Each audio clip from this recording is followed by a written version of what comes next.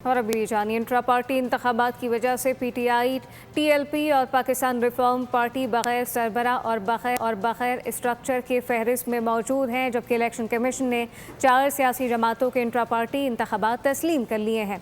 आम आदमी तहरीक पाकिस्तान, पाकिस्तानी अवामी इनकलाबी लीग, अल्लाहू अकबर तहरीक और पाकिस्तान इत्तेहाद अवामी पार्टी के इंट्रा पार्टी इलेक्शन तस्लीम करके नोटिफिकेशन जारी कर दिए गए। इलेक्शन कमीशन में दर्ज सियासी जमातों की तादाद 167 हो गई है।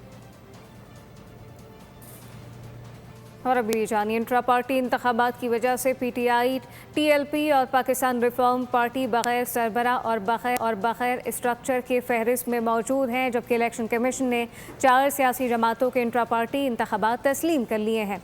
आम आदमी तहरीक पाकिस्तान, पाकिस्तानी अवामी इनकलाबी लीग, अल्लाहू अकबर तहरीक और पाकिस्तान इत्तेहाद अवामी पार्टी के इंट्रा पार्टी इलेक्शन तस्लीम करके नोटिफिकेशन जारी कर दिए गए। इलेक्शन कमीशन में दर्ज सियासी जमातों की तादाद 167 हो गई है।